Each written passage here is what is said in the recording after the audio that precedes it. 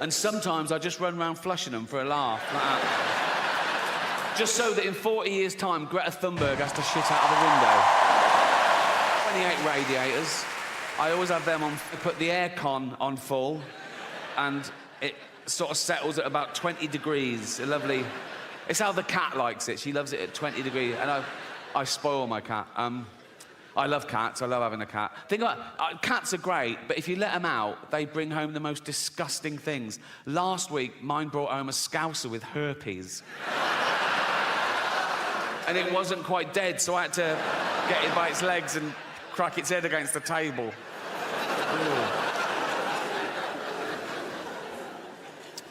And who cares? If humanity was wiped out today, the Earth would return to a paradise in a few hundred years. If we lose bees, we're a desert forever. We're not that important.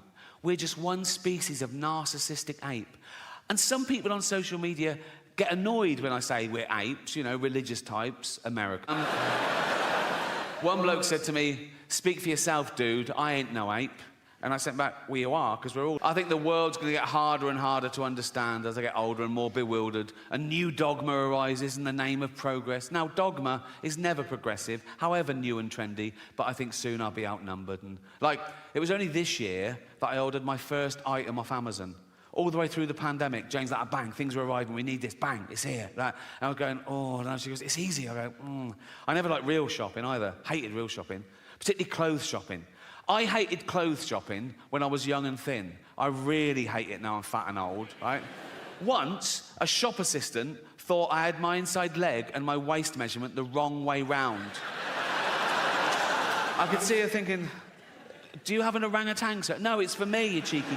Yeah, I never like real shopping, but I don't trust the internet either. And Jen was going, it's just put in your credit card. I don't want to have my credit card details. She went, "Everyone's got your credit card details, just put the number in." I went, "What one?" She went, "The long one." She went, "Oh, fuck me, give it here. There, you're on. Order something." So I thought, oh, I don't want anything. Well, oh, tracksuit bottoms. You can't have too many. I wear mine to the bollocks, right? So I put in men's tracksuit bottoms, black, zip pockets. About 38 different. Oh, fuck me, they look all right. Size chart. I go, well, they'll be a bit long, but they'll be a bit tight. I thought, $9.99. I thought, oh, fuck it, who cares, right? So I ordered them. They came the next day. I opened them up. They were shit. Now, I don't know what sweatshop they were made in or what little 8-year-old Chinese kid made them, but he should be fucking punished because they... And I was looking up where to fucking complain to get him fired, right? And I found out that these kids only get $2 a day in these fucking places, right? But what happened to pride in your work? Do you know what I mean? And I can tell, some of you are thinking, oh, yeah, but he didn't think Ricky Gervais would order them. Well, no, but maybe you should be told there's a chance that Ricky Gervais might order them. His owner should sit him down, right, and say, if Ricky Gervais orders these and complains, I'm going to rape your mummy again. What, is that too much? Sorry. No. Leave it with me. Leave it with me. And as I said, I think this is my most honest and confessional show so far. So I want to talk about something I haven't talked about before, and that's to give you a glimpse behind the curtain of the Golden Globes. Right? And thank you. I last hosted the Golden Globes in 2020. It was the 5th time over a 10-year period, and I liked them more and more, and the last one was my favourite, because the world changed in that 10 years. You know, like the first time I hosted them in like 2010, the press of America, they hated me. Right? Who is this annoying Brit insulting the most important people on the planet? By the last time I hosted, they were like, yeah, go on, fuck them.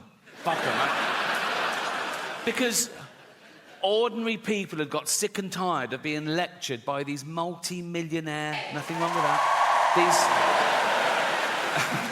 these liberal elite entertainers telling them how to vote and how to recycle, when everyone knew they were getting free jet rides to Pedo Island. So it really hit the zeitgeist. But it was always the same deal. Whenever they said, do you want to host? I said, yeah, I'll host. I said, but I'm going to write all my own jokes, which is unheard of, apparently. I said, I'm going to write all my own jokes, and I'm not going to rehearse, so you can't hear the jokes beforehand, you can't cancel any.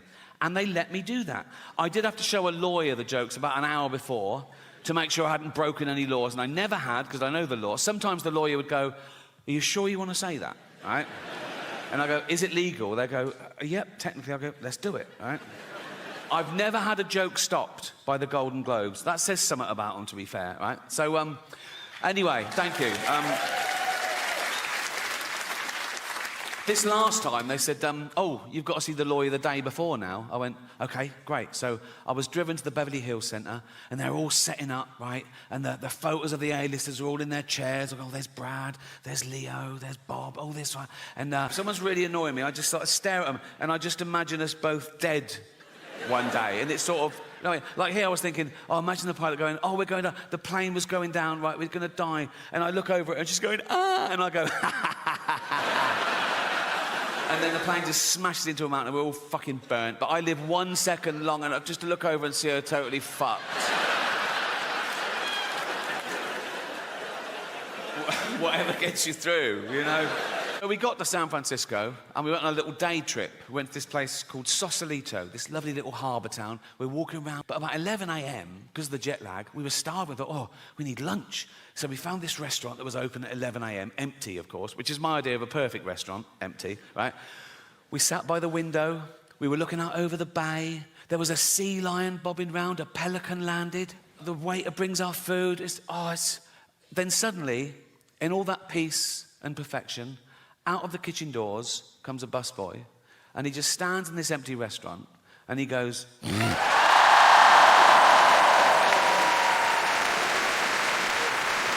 I looked at him, I looked at Jane. Jane didn't even look up. She just went, nothing we can do. Like that. So I'm all alone, right? And the sweat starts. I just get a sweat, right? I go, okay, he's going to do it again. He's going to do it again.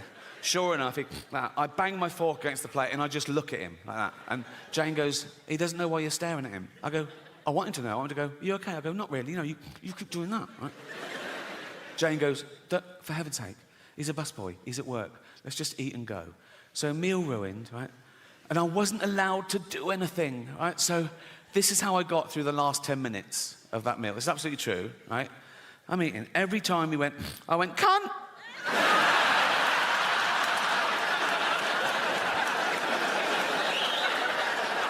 That is what you get. That is what you get.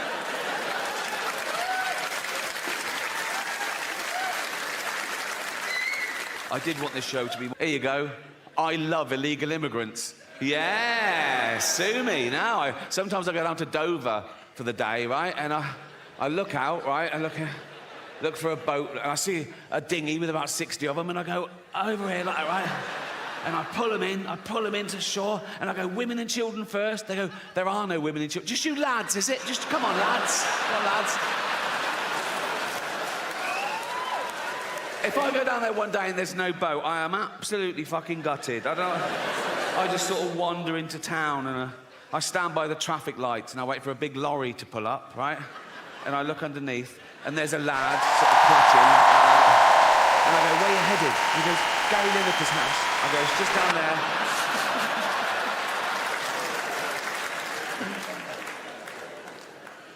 Yeah. Fuck borders. Fuck, we don't need borders, do we? Be like the Vikings. They didn't care about borders, did they? I've got a little bit of Viking blood in me. Well, we all have, because of all the raping they did. They say it was raping and pillaging, but I think it was mainly for the raping. I think they added the pillaging bit for the wives. I mean, they went down one day and went, right, we're off to Great Britain. Oh, why? Just a bit of pillaging. Just pillaging. Just pillaging, babe. All right. Why are you wearing your in society? One, be competent at something. Like, oh, he's a good hunter. Go with him. He's good for the tribe. The other way you can raise your status is have virtue. Like, oh, he's not a great hunter, but he's wise or kind or whatever, you know. And then, with the advent of social media, people suddenly discovered they could just say they were virtuous. No evidence, no proof, just loads of flags in their bio, right? And they would raise their status by bringing other people down, catching other people out. Oh, look what he said. Oh, he's not as virtuous as me. Look how good I am. Look how bad. And that's where the term virtue signalling comes from, right?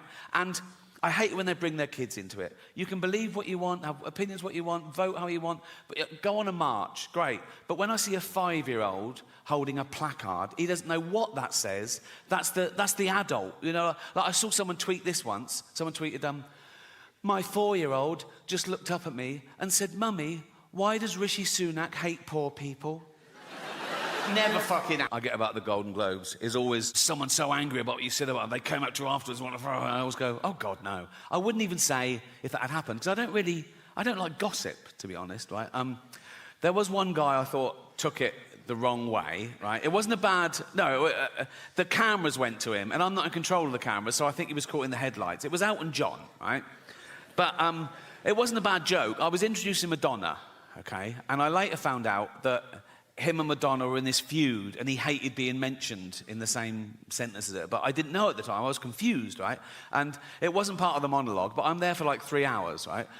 And now and again, the stage manager put a head round the door and go, do you want to introduce so-and-so? And I go, yeah, fine. And I come out and I either do it straight or I ad-lib. And this was little ad-lib because I saw Elton in the front row, right? So this was the joke. I came out and I said, our next presenter is the Queen of Pop. Not you, Elton. Sit down, right? And he sort of went to him, he sort of went... And I was like, oh, fuck, he hated that. And I was thinking, why is he... I was like, oh, God, do you think I'm homophobic? Oh, I'm not homophobic. That's always in my head. Then I thought, he must have heard worse, right? In the 1980s, right, when Elton John was in the closet, he wasn't out. He was married to a woman, right? He was also chairman of Watford Football Club. And he and his then wife would go along and watch Watford play, and the entire crowd would sing, don't bend down when Elton's around or you might get a willy up your arse. Which puts my little quip into perspective, doesn't it? I don't know how football fans know how to start at the right time in the same key. Do they hand out sheet music before a fucking... We're doing Willy up the arse in C. Jeff's doing a solo. They get a traditional tune so everyone knows it, and they change the lyrics. Some genius changes the lyrics, right, to be as offensive about someone or something or somewhere or whatever, right? So the tune they used to use, I remember it, it was that old Cockney knees-up song. My old man said, follow the van and don't dilly-dally on the way. Do you know that one? Remember the term dilly-dally? They use it very creatively in their version, right? So this was their lyric. It was the 80s. It's not politically correct. I apologise. But they're football hooligans. What are you going to do, right? So let's analyse their genius lyrics, right? This is what they used to say. Bend down when Elton's around, or you might get a willy up your arse. I mean, you might. Not necessarily his, but, you know, like mathematicians amongst you would have to go, yeah, there's a slight...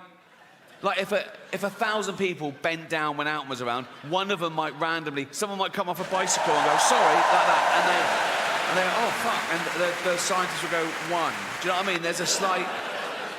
Also, when Elton's around, that's ambiguous. That could fit... Like, you could have 2 gentlemen having anal sex in a hotel room, right? And then the next day they find out that Elton John was staying in the next room. They go, oh, I got a willy up the arse when Elton was around, you know? I'll give him that. Anyway, don't bend down when Elton's around or you might get a willy up your arse.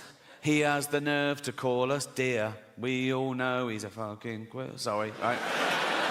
And it goes, he dallies and dillies. They've reversed it. Why? He dallies and dillies. He plays with people's willies. Again, I don't know what play with means in this context. It could be like, wow. It could be anything, couldn't it? Wow. I thought you were going to suck it. No. He dallies and dillies. He plays with people's willies. He's up every arse in town. I'd stop him there. I'd go, no, you know, that is provably false. He's not up every arse in town, is he? We can prove that. Right, take a small town. Take Watford. 120,000 people. He is not up 120,000 arses, is it? I mean, half of them are women, so 60,000 tops, right? And I don't think he's been up 60,000. And if he has, good luck to him, but that's not my point. This is my point, right? What did his then wife think of that? Because he's in the closet, right? You know, and she's just married Elton John the Pop. She couldn't be... She's in love. She's so proud of him. Elton John, and he's chairman of Watford. She goes like, I'm married to Elton John the Pop star. I'm married to Elton John the Pop star. And then the entire crowd sing, don't bend down when Elton's around or you might get a willy up your arse. She must have gone, why are they singing that?